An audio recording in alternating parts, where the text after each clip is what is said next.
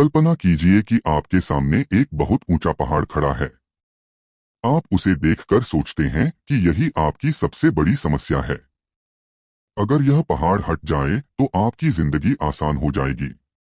लेकिन अब एक सवाल, अगर मैं कहूं कि वह पहाड़ बाहर नहीं बल्कि आपके अंदर है।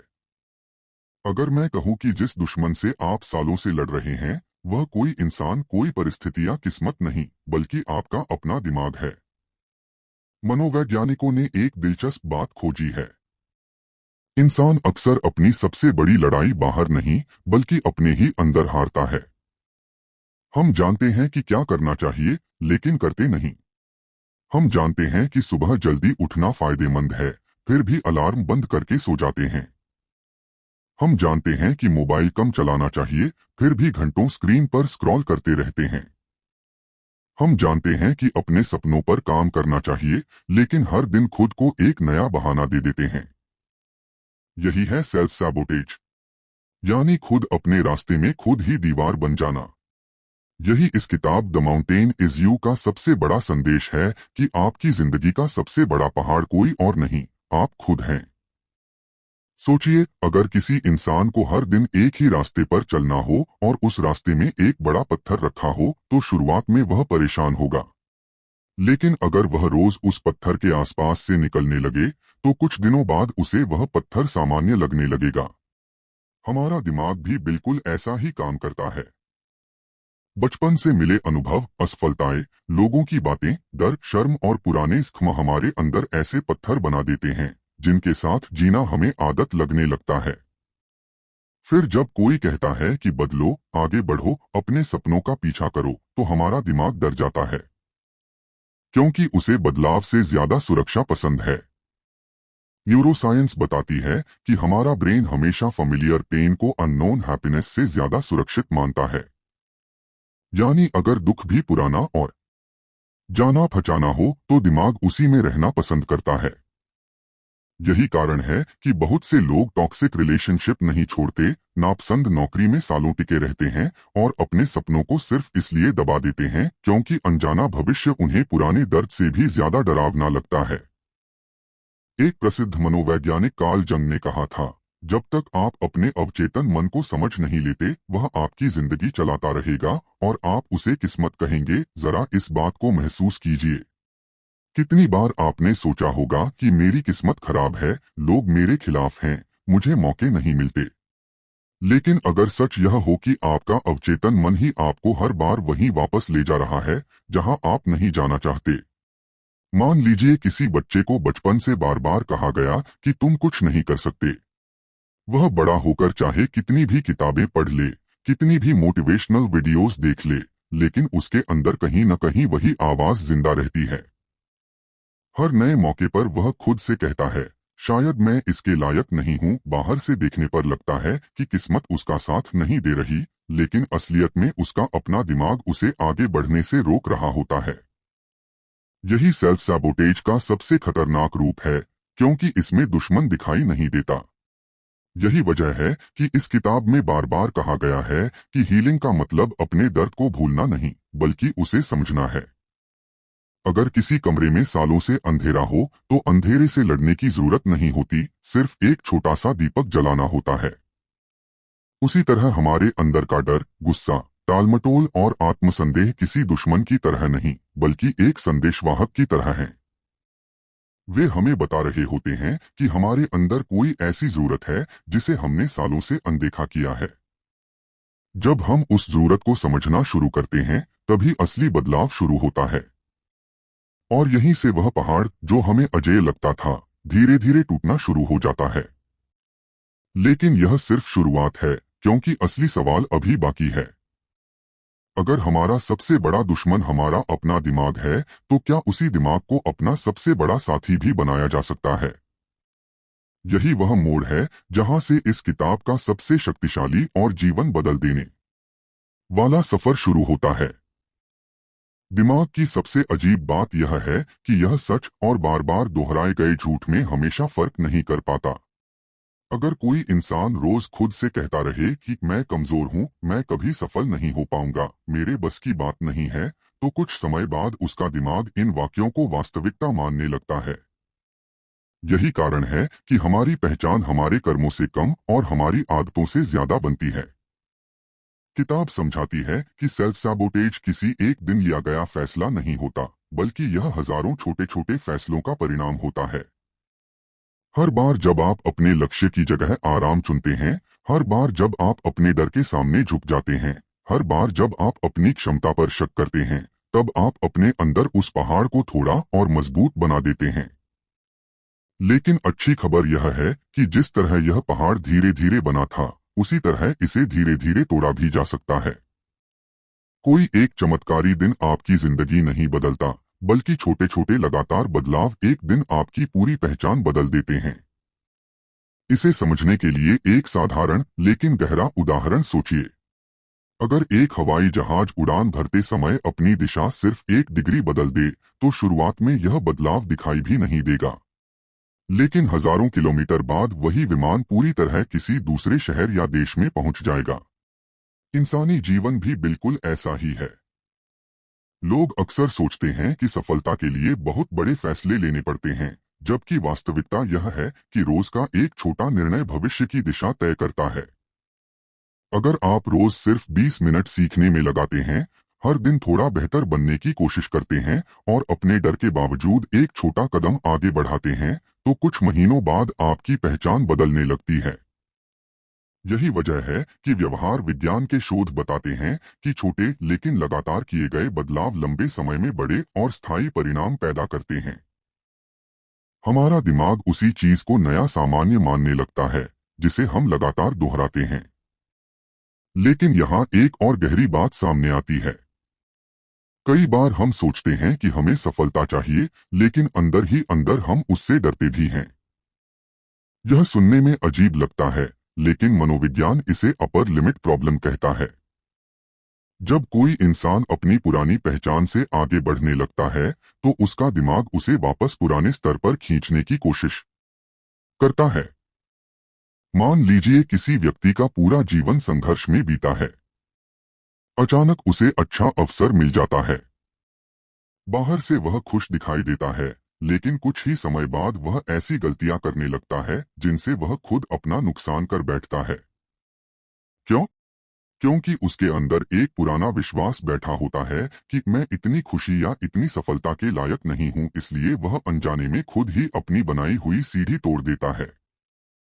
यही कारण है कि बहुत से लोग सफलता मिलने के बाद भी उसे संभाल नहीं पाते। समस्या उनकी क्षमता नहीं होती, बल्कि उनकी पहचान होती है। इतिहास में भी ऐसे कई उदाहरण मिलते हैं जहां इंसानों ने पहले अपने अंदर की लड़ाई जीती और फिर दुनिया बदली। अब्राहम लिंकन चुनाव पर चुनाव हारते रहे, व्यापार में असफल हुए, निजी जीवन में गहरे दुखों का सामना किया, लेकिन उन्होंने अपनी असफलताओं को अपनी पहचान नहीं बनने दिया। अगर उन्होंने हर हार के बाद यह मान लिया होता कि वे अयोग्य हैं, तो शायद इतिहास उन्हें कभी याद नहीं रखता। दूसरी ओर ऐसे अनगिनत लोग भी हुए जिनके पास प्रतिभा थी, अवसर थे, संसाधन थे, लेकिन वे अपने ही डर, अहंकार या आलस के कारण वहीं रह गए जहां से चले थे। यही अंतर है बाहरी बाधाओं और अंदरूनी पहाड़ में। बाहरी बाधाएं आपको थोड़ी देर रोक सकती हैं, लेकिन अंदर का पहाड़ आपको पूरी जिंदगी रोक सकता है। किताब बार बार यह समझाती है कि भावनाओं से भागना उन्हें खत्म नहीं करता, बल्कि और मजबूत बना देता है। कल्पना कीजिए कि समुद्र की एक बड़ी लहर आपकी ओर आ रही है। अगर आप उससे भागने की कोशिश करेंगे, तो वह आपको गिरा देगी। लेकिन अगर आप तैरना जानते हैं और सही समय पर उसके साथ संतुलन बना लें, तो वही लहर आपको आगे भी ले जा सकती है। भावनाएं भी ऐसी ही हैं। गुस्सा, डर, चिंता और उदासी हमारे दुश्मन नहीं हैं। वे संकेत हैं कि हमारे अंदर कुछ ऐसा है जिसे समझने की जरूरत है। जब हम इन भावनाओं को दबाते हैं, तो वे अलग अलग रूपों में वापस लौटती हैं, कभी टालमटोल बनकर, कभी आत्मसंदेह बनकर, कभी बिना वजह की थकान बनकर। लेकिन जब हम उन्हें स्वीकार करते हैं, उनके पीछे छिपे कारण को समझते हैं और धीरे धीरे खुद को बदलना शुरू करते हैं, तब वही भावनाएं हमारी सबसे बड़ी ताकत बन जाती हैं। और शायद सबसे कठिन सच यही है कि बदलाव तब शुरू नहीं होता जब आपकी परिस्थितियां बदलती हैं। बदलाव तब शुरू होता है जब आप अपने बारे में बनाई हुई पुरानी कहानी बदलते हैं। जिस दिन आप यह कहना बंद कर देते हैं कि मैं ऐसा ही हूं और यह कहना शुरू करते हैं कि मैं बदल सकता हूं, उसी दिन आपके अंदर का पहाड़ दरकना शुरू हो जाता है। लेकिन अभी सफर पूरा नहीं हुआ है, क्योंकि आखिरी और सबसे महत्वपूर्ण सवाल बाकी है। जब यह पहाड़ टूट जाएगा, तब उसके पीछे छिपा हुआ आपका असली व्यक्तित्व कैसा होगा? और इंसान अपने भीतर की सबसे बड़ी ताकत को आखिर कैसे जगाता है? यही वह अंतिम चरण है जहां इस किताब का सबसे परिवर्तनकारी संदेश सामने आता है। जिस दिन आप अपने अंदर के इस पहाड़ को सच में देखना शुरू कर देते हैं, उसी दिन आपको एक ऐसी बात समझ आने लगती है जिसे ज्यादातर लोग पूरी जिंदगी नहीं समझ पाते। हम सोचते हैं कि हमारा लक्ष्य सिर्फ सफल होना है, लेकिन सच्चाई यह है कि सफलता कभी भी अंतिम मंजिल नहीं होती। असली मंजिल वह इंसान बनना है जो सफलता को संभाल सके। अगर आपकी सोच वही पुरानी है, आपकी आदतें वही पुरानी हैं और आपका आत्मविश्वास दूसरों की राय पर टिका हुआ है, तो चाहे आपको कितनी भी उपलब्धियां मिल जाएं, आपका मन हमेशा खाली महसूस करेगा। इसलिए यह किताब कहती है कि अपने जीवन को बदलने की कोशिश मत करो, पहले अपने आप को बदलो। क्योंकि जब जड़ बदलती है, तभी पेड़ बदलता है। जब पहचान बदलती है, तभी भविष्य बदलता है। जरा सोचिए, एक तितली बनने से पहले इल्ली को अपने पुराने शरीर को पूरी तरह छोड़ना पड़ता है। विज्ञान बताता है कि कोकून के अंदर उसका पुराना शरीर लगभग पूरी तरह टूट जाता है और फिर उसी टूटन से एक नया जीवन जन्म लेता है। अगर वह उस प्रक्रिया से बचना चाहे तो कभी उड़ नहीं पाएगी। इंसानों के साथ भी यही होता है। हर बड़ा बदलाव पहले असुविधा लेकर आता है। जब आप नई आदतें शुरू करते हैं, तो पुराना दिमाग विरोध करता है। जब आप सीमाएं तय करते हैं, तो कुछ लोग नाराज होते हैं। जब आप अपने सपनों के लिए काम करना शुरू करते हैं, तो आलस और डर पहले से ज्यादा ताकतवर महसूस होते हैं। लेकिन यह इस बात का संकेत नहीं कि आप गलत रास्ते पर हैं। अक्सर यह इस बात का संकेत होता है कि आपका पुराना व्यक्तित्व टूट रहा है और एक नया व्यक्तित्व जन्म ले रहा है। मनोविज्ञान में एक सिद्धांत है कि हमारा दिमाग हमेशा उस पहचान के अनुसार व्यवहार करता है जिस पर वह विश्वास करता है। अगर कोई व्यक्ति खुद को धूम्रपान करने वाला मानता है, तो उसके लिए सिगरेट छोड़ना बेहद कठिन होगा। लेकिन जिस दिन उसकी पहचान बदलकर मैं एक स्वस्थ इंसान हूं बन जाती है, उसी दिन उसके फैसले भी बदलने लगते हैं। यही बात हर क्षेत्र में लागू होती है। अगर आप खुद को टालमटोल करने वाला मानते हैं, तो आपका हर फैसला उसी पहचान को मजबूत करेगा।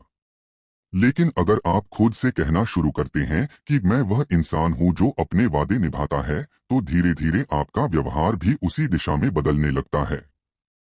इसलिए पहचान बदलना सिर्फ सकारात्मक सोच नहीं है, बल्कि यह व्यवहार परिवर्तन की सबसे गहरी नींव है। दुनिया के महान खिलाड़ियों, वैज्ञानिकों और उद्यमियों में एक समान बात मिलती है। वे प्रेरणा आने का इंतजार नहीं करते। वे अनुशासन को प्रेरणा से ऊपर रखते हैं। ओलंपिक एथलीट हर दिन इसलिए अभ्यास नहीं करते क्योंकि उनका मन करता है, बल्कि इसलिए क्योंकि उन्होंने अभ्यास को अपनी पहचान बना लिया है। एक लेखक हर दिन इसलिए लिखता है क्योंकि वह प्रेरित है, बल्कि इसलिए क्योंकि वह खुद को लेखक मानता है। एक सफल उद्यमी हर असफलता के बाद इसलिए उठ खड़ा होता है क्योंकि वह असफलता को अपनी पहचान नहीं बनने देता। यही वह मानसिकता है जिसे यह किताब विकसित करने के लिए प्रेरित करती है। आपका भविष्य इस बात से तय नहीं होगा कि आपने कितनी बार गिरकर दर्द महसूस किया, बल्कि इस बात से तय होगा कि हर बार गिरने के बाद आपने अपने बारे में क्या विश्वास चुना। अब एक पल के लिए अपनी जिंदगी को बाहर से देखिए। जिन चीजों को आप आज अपनी सबसे बड़ी समस्या मान रहे हैं, हो सकता है कुछ वर्षों बाद वही आपकी सबसे बड़ी ताकत बन जाएं। जिन असफलताओं ने आपको रुलाया, शायद उन्होंने आपको वह इंसान बनाया जो सफलता संभाल सके। जिन लोगों ने आपका साथ छोड़ा, शायद उन्होंने आपको आत्मनिर्भर बनना सिखाया। और जिन डर ने आपको वर्षों तक रोके रखा, शायद वही डर आपको अपने अंदर झांकने का अवसर दे रहे थे। पहाड़ कभी आपके रास्ते को रोकने के लिए नहीं था। वह आपको यह दिखाने के लिए था कि आपके अंदर कितनी शक्ति छिपी हुई है। क्योंकि बिना पहाड़ के आपको कभी अपनी चढ़ने की क्षमता का पता ही नहीं चलता। यही इस किताब का सबसे गहरा संदेश है। अपने दर्द से मत भागिए, उसे समझिए। अपने डर से मत लड़िए, उसे सुनिए। अपनी गलतियों से नफरत मत कीजिए, उनसे सीखिए। और सबसे जरूरी, खुद को कभी अपना दुश्मन मत बनाइए। क्योंकि जिस दिन आप अपने ही पक्ष में खड़े हो जाते हैं, उसी दिन दुनिया की सबसे कठिन लड़ाई आधी जीत ली जाती है। आपका सबसे बड़ा विरोधी भी आपका अपना मन है, और आपका सबसे बड़ा साथी भी वही बन सकता है। चुनाव हमेशा आपके हाथ में है। इसलिए अगली बार जब आपको लगे कि जिंदगी बहुत कठिन है, लोग आपका साथ नहीं दे रहे, परिस्थितियां आपके खिलाफ हैं या सपने बहुत दूर हैं, तो एक बार रुककर खुद से पूछिए, क्या सचमुच मेरे रास्ते में दुनिया खड़ी है, या फिर वह पहाड़ अभी भी मेरे अंदर है? क्योंकि जिस दिन आप अपने भीतर के उस पहाड़ पर चढ़ना सीख जाते हैं, उसी दिन आपको एहसास होता है कि जीत बाहर कहीं नहीं थी। जीत हमेशा आपके अंदर आपका इंतजार कर रही थी।